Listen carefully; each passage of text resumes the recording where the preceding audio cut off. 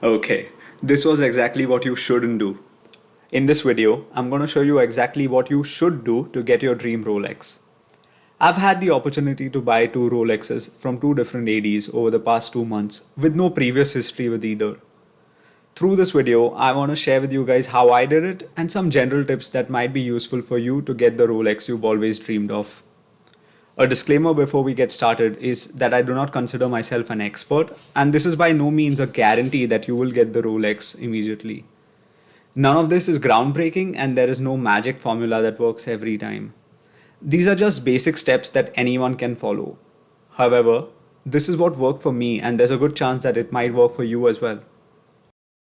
Okay, the first step is to do your research, and this may seem obvious, but find out which Rolex models fit your taste and budget. Rolex is one of the best designed websites among watch brands and gives you a lot of tools to play around and configure models. This can help you shortlist a model or two that you really would like to own. But rather than getting super fixated on one configuration, eliminate what configurations you definitely do not want. This is because Rolex sends models with random configurations to the ADs across the world. The ADs don't really have a say in which models they receive. So your AD may not receive a particular configuration for months or even years. And once they do, there might be five other clients ahead of you who want this very same configuration. I asked my AD how often they've received this date just with a blue motif dial, and I was told that they've seen just two of these over the past 1 year, and both were sold immediately. So while picking my date just, I let my AD know that these were the variations I wasn't too keen on, while these were my top preferences. Doing your research has an added benefit that you come off as a knowledgeable person. This instantly makes you stand out from the 50 other people who walk in every day wanting a Submariner. Step 2 is to choose your model wisely.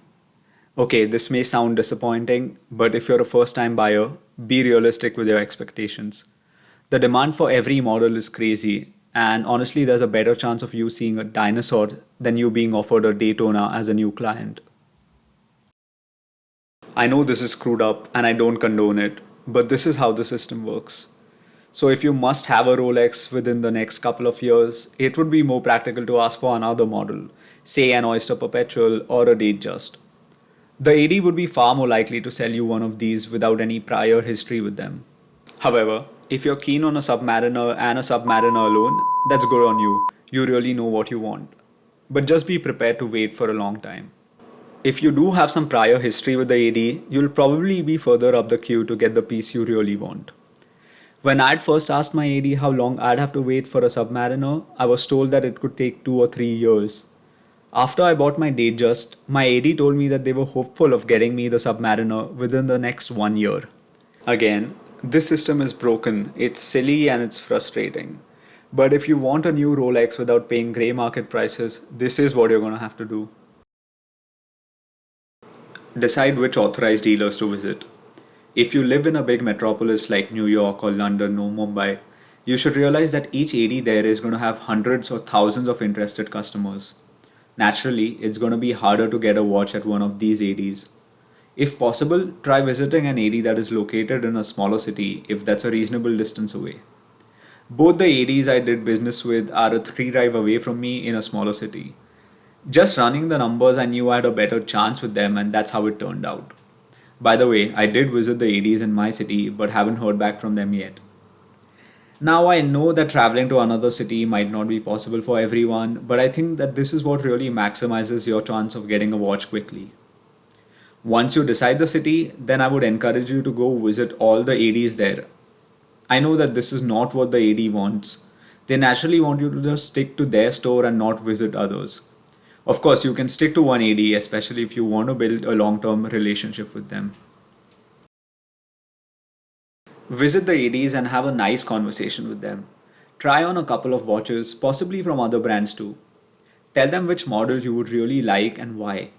Pro tip, do not start off the conversation by asking for a Daytona. If you do want that, let them know that you would love to own one someday, but be open to other models to begin with. Let them know which model and configuration you would really love and which ones you definitely do not want. If you can, be flexible and open to configurations similar to your first choice.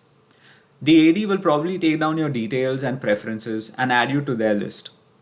If you're in the market for another watch or even a piece of jewelry and the AD carries it, consider buying it from them. I definitely do not recommend buying another watch from the AD just to build history with them. But if you are already interested in that Black Bay 58 and the AD happens to carry it, do consider buying it from there.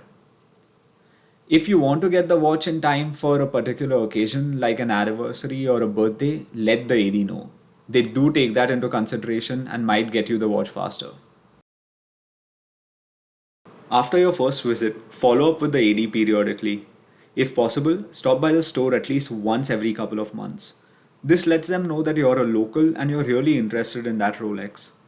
The next step is to wait. Hopefully, you'll get a call within the next couple of months. Finally, the day has come. The AD will let you know that the model you wanted has become available. Respond to them at the earliest because most ADs will only be able to hold a model for you for a few hours before you confirm it. Once you do that, you will have a couple of days to go buy the watch. I'm personally not a fan of this dance. It's honestly a little infuriating and a little demeaning as well. But that's how it is, and that's what you have to deal with if you want a Rolex. Go down to the AD and pick up your beautiful new watch. And the last step is to happily live ever after. At least till you get the urge to buy your next Rolex. I want to continue making many more fun and informative videos like this, and don't want to end up being a generic watch review channel. I have several unique videos lined up and I would love to have you join this community, so please do consider subscribing. Do you agree or disagree with these steps? Are there any other tips you would like to share that worked for you to get your Rolex? I would love to hear your thoughts in the comments. If you enjoyed this video, please do hit the thumbs up. I want to wish you all a very happy 2023 and I'll be back with a video very soon. Until then, peace.